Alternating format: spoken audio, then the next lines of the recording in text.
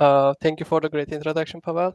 Hello, everyone. I'm Alper Yurtseven, a PhD student at Professor Olga Kalina's group at Helmholtz Institute, Saarland, Germany. Today, I will present you our findings for the antimicrobial resistant prediction challenge with the information on how to predict antimicrobial status of bacterium for the CAMDA challenge and how to do it fast. Before start my presentation, I would like to give you uh, a brief information about my talk outline. First, I will start with introducing what's AMR and how we can study it. Then I will describe the methods we have used to predict AMR status of given bacterial strains for CAMDA challenge. And I will show you our results and additional models we have trained after the deadline of the challenge and how they change our findings. First, let's start with the basic introduction of what is AMR and why it's important to study it. AMR stands for antimicrobial resistance, where bacteria gains resistance against antibiotics. In the last 3 years, COVID-19 pandemic has a devastating effect of millions of people's life in worldwide. But apart from this, there is another invisible pandemic that is spreading silently in the background and affecting again many more million lives. That is pandemic of AMR. AMR is a global health threat. That is affecting 7 million, that is causing 7 million deaths per year. And that number is projected to be increased to 10 million by 2050 by WHO if we don't take the precautions as soon as possible. Um, AMR pandemic has been aggravated during the COVID-19 because of the misuse and overuse of antibiotic, especially in the beginning of the COVID-19 times. Um, and emergence of the resistant strain is outpacing our development of the new drugs. Um, Even though antibiotics has been discovered over 100 years ago, the antimicrobial resistance follow it quite closely, such as an example, sulfonamides, first broad-spectrum synthetic antibiotics has been discovered in 1930, but AMR resistance for given antibiotics has been discovered not more than 3 years later in 1933. How we can study AMR? There are some wet lab studies, such as disk diffusion methods and agar-broad deletion methods. There are some drawbacks of both of these methods.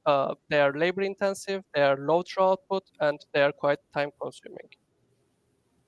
The other way to study AMR is thanks to development of computers and sequencing machines is genomic methods. Once you have the genomic sequence of given bacterium, you can apply both rule-based approaches where you compare your genome with already proven mutations from the previous literature, such as gyrase A mutation for fluoroquinolones or beta-lactamase for beta-lactam temp antibiotics. If your strain has one of these, you can conclude that your bacterial strain is probably resistant against given antibiotic group. The other method is genome-wide association studies, GWAS, which finds associations between the genotype and phenotype of given data. We will give more details about GWAS in the next slide. The third one is machine learning, where computers train a model to explain and predict outcome of given features. GWAS is a gold standard in the field, which identified the associations between genetic variants and phenotypes observed in the population. Um, but GWAS is widely used on human data, as we have seen in the previous talks today, but it comes with some challenges on bacteria, such as strong linkage disequilibrium, population structure, and significant genomic variation of bacterium. Yet, it still can be applied on bacteria. On the right side, you can see the example from our recent paper that we have used the GWAS to detect AMR status of the Mycobacterium tuberculosis strains against ofloxacin, a fluoroquinolone group antibiotic. On top of these two genomic methods, there's a novel machine learning-based approaches also started using in AMR studies. They are classified the data with machine learning methods such as support vector machines, random forest, and gradient boosting. However, the challenges on bacteria still similar with other genomic methods. Machine learning methods has been applied on topic of bacterial AMR prediction in the past and quite recently. For example, from Hostner and McCarthy paper, they have used the machine learning techniques to predict the resistance status of Pseudomonas aeruginosa strains. And for this paper, they have used both gene presence absence and expression data, as well as the synapse information. And on the right side, we can see that like how good their models has performed to predict the AMR status of the given bacterial strains. Another example from our recent paper where we have tried to predict the AMR status of the Mycobacterium tuberculosis strains. Uh, our strains has been collected from the public database and screened against 6 different antibiotics that are belongs to 3 different groups. And our models also performed quite well to predict the outcome. So that gives us some background information that let's move on to the our pipeline. First, this year we have been given some raw reads and some genomes, and we have decided to first assemble the raw reads to genomes to get some same level for every 6,000 strains that is given to us for training data. After we assembled them, we have conduct variant calling with single reference, and then we annotated them and conduct gene presence absence analysis.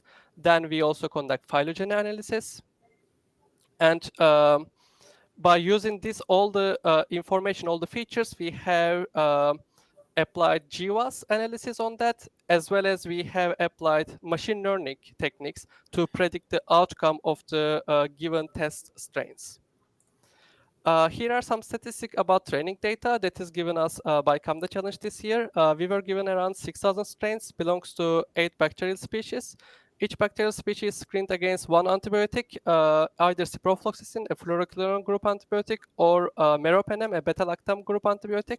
The first thing we can see here is not every bacteria has balanced resistant and susceptible strain. That adds more difficulty in our challenge. Moreover, Acinetobacter baumannii and Enterobacter cloacae are grayed out here since we were not given any targets for test set in the future part of the challenge. So therefore, we just skip those two in the later stage of our analysis. Let's have a look at the future generation, how we did it. First, we have used the SNP for call the variants by using the single reference. Then we annotated the genomes with PROCA. And for each species, we have created a protein database with the proteins that we have collected from UniProt.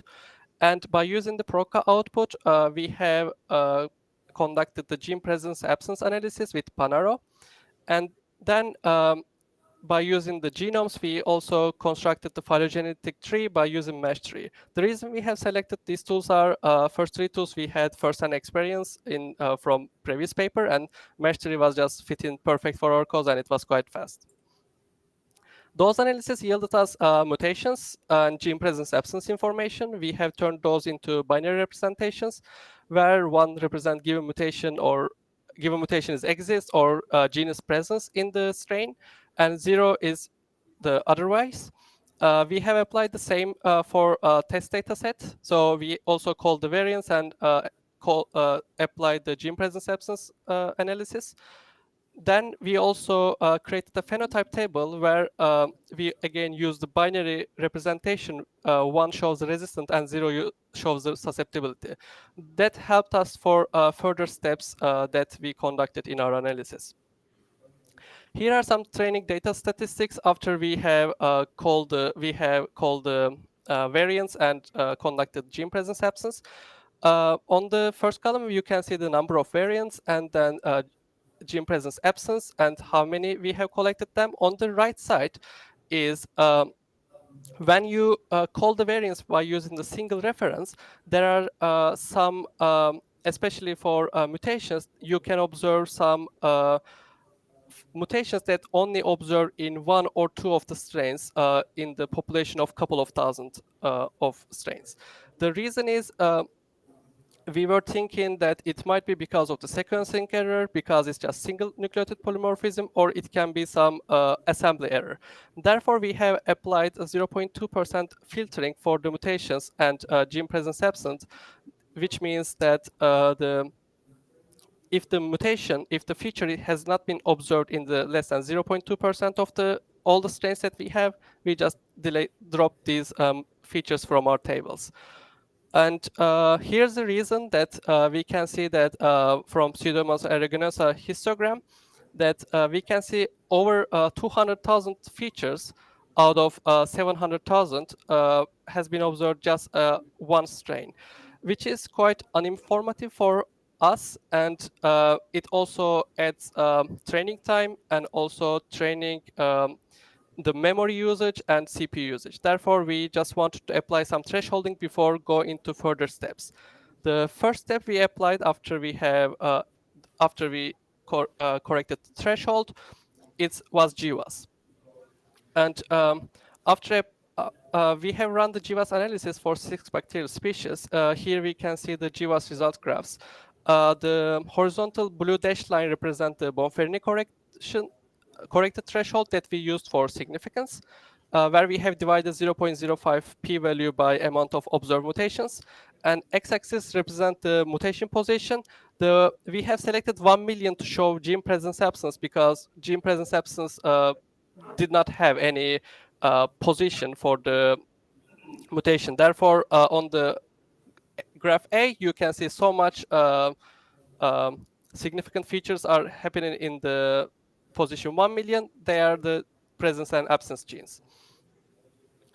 And after we have collected the GWAS result, we have realized that we have quite much significant hits, significant features over threshold. So we want to use these significant hits to assess the test set. But how we can do it? There are 2 ways that we thought. The first one was the train decision trees by using the number of features that are found over GWAS threshold, and we did it.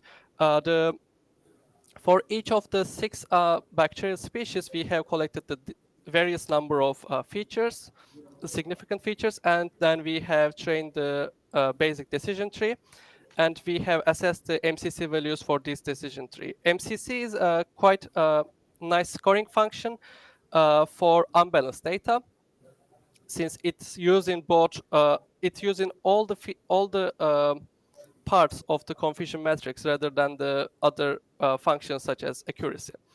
Therefore, it yields a result between -1 to +1, and +1 is the maximum value. And for example, here for Neisseria, our model just perfect, and for others, models were good, but for some of them, it was not as good as we were expecting.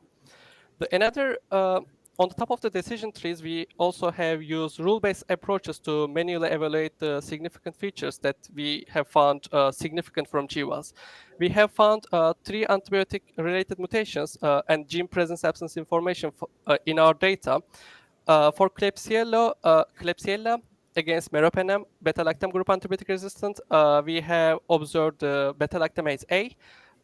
It has been reported on CART database as a confers with beta-lactam resistant, and the resistance mechanism is also exists in literature. For Pseudomonas aeruginosa, we have detected beta-lactamase C.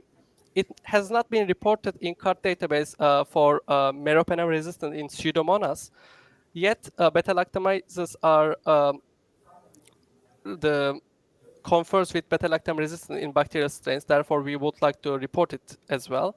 And the third one was gyrase A mutations. 12 of them we have observed in Campylobacter jejuni, that is screened against ciprofloxacin, a fluoroquinolone group antibiotic. And gyrase A mutations are well known for fluoroquinolone group antibiotics. Out of 12, only one was missense variant, and arginine 285 to lysine has not been reported in CART database for Campylobacter jejuni. The important thing here is not we can see, but what we cannot see. We cannot observe any significant mutation that has been associated by GWAS as a significant hit for the other 3 bacterial species.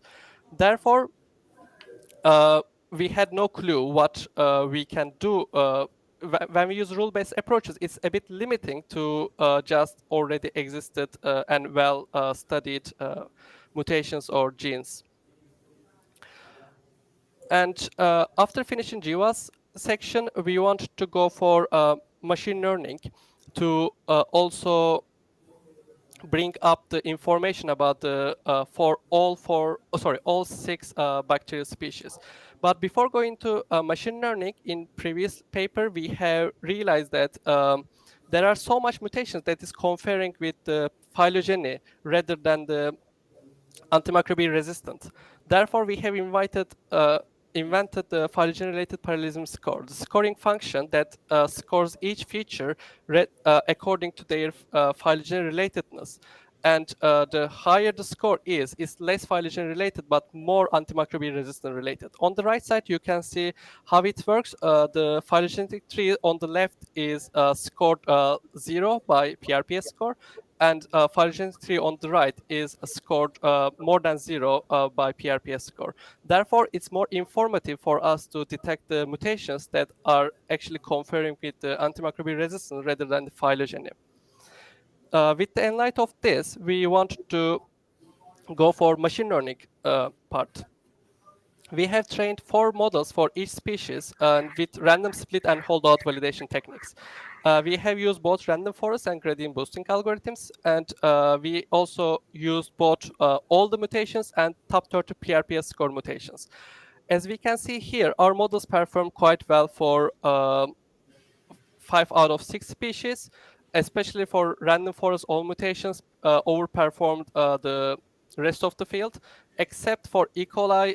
All mutation gradient boosting performed very well, and the PRPS score, on the other hand, performed as well as the all mutation scores for both cases, and for other cases, it's close to the numbers are so close.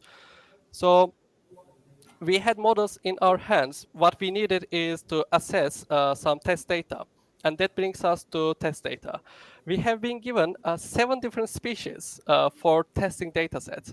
And here we can see one extra species that we haven't been given for training data, which is Campylobacter coli.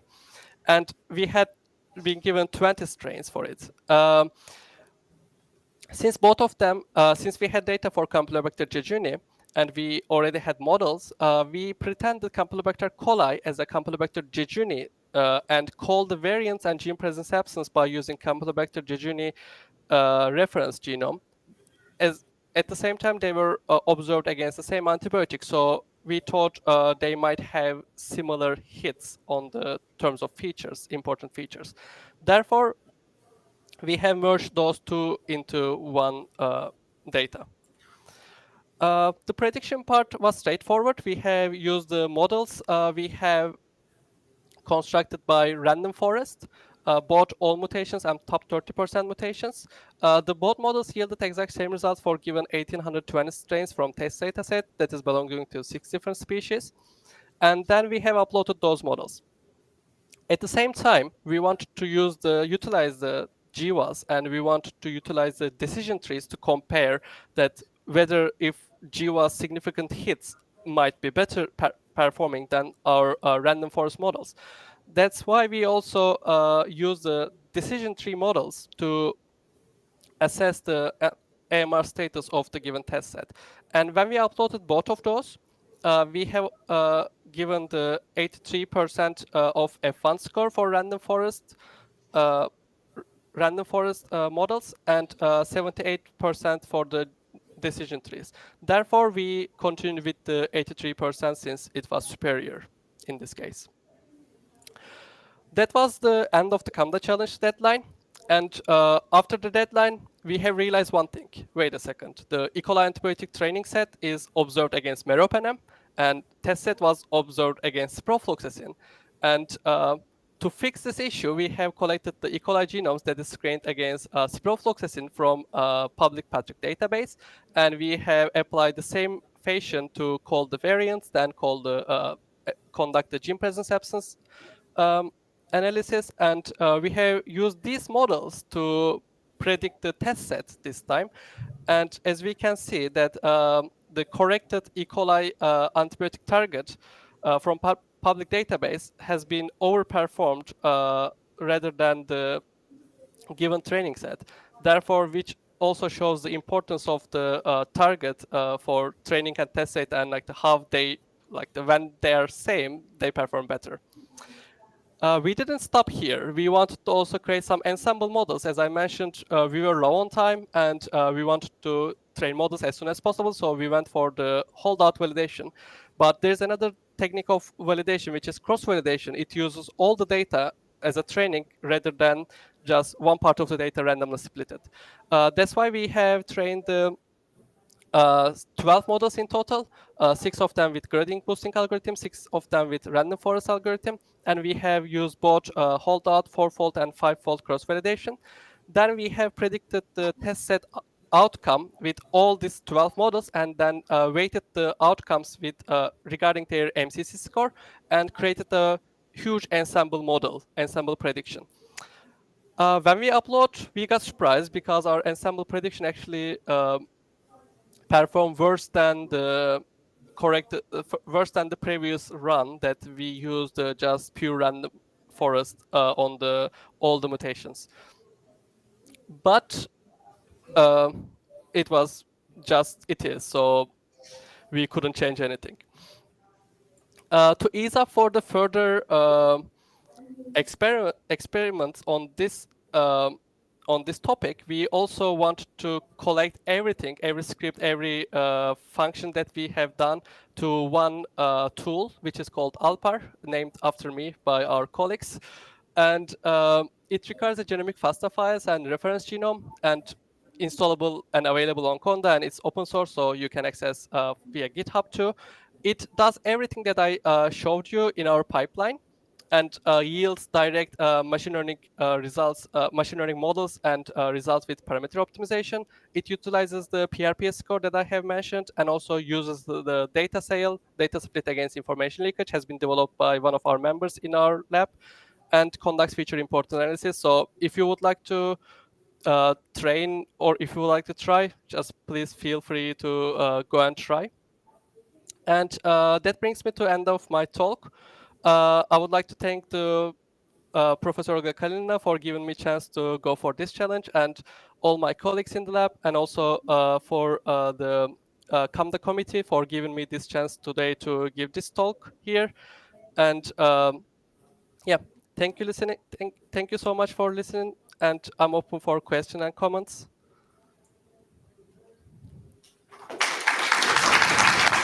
Thank you. We have time for a couple questions.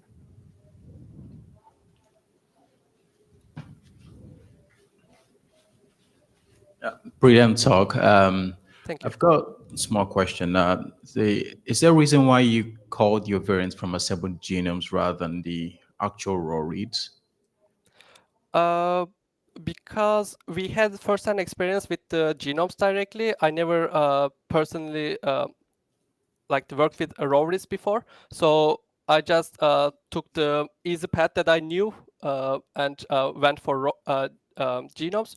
But yeah, I have read some papers about it that the variants has been called from raw reads, but I have no experience on the topic, so that's why we went for first assembling, then using the genomes. Okay, thank you. Thank you.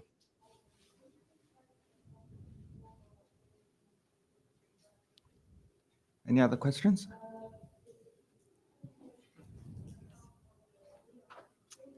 Hi, yeah, great talk.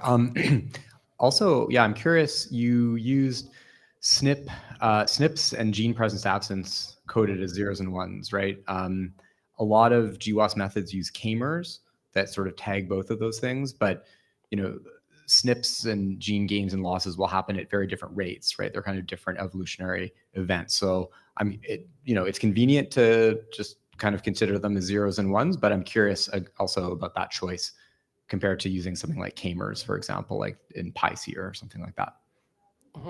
Good question. Thank you so much. Actually, we also thought about the same thing, and we start processing k-mers, but we were a bit late for this talk and the challenge deadline. But yeah, like we wanted to try the k-mers as well. We haven't tried it yet, but yeah, at some point maybe they might overperform the scores. So far, yeah, we only stick with the single reference. Actually, yeah, k-mers might be a good idea to try on this topic. Actually, thank you. Yeah, I mean, I'm not sure. When you have k-mers, you then have to sort of map them back and figure out what they're tagging. So there's an additional step. So it's convenient to just go with, with genes as units to begin with. So it's not necessarily a bad thing. I'm just curious about the choice. Thank you. It's a bit harder to work with k-mers, yes, and also requires more processing time, because with like the variants, we ended up with some couple of 100,000, but with k-mers you usually end up with couple of millions. Yeah. So with the limitations, it was hard, but they might yield actually maybe better result or maybe more informative result than what we have collected. Thanks. Thanks.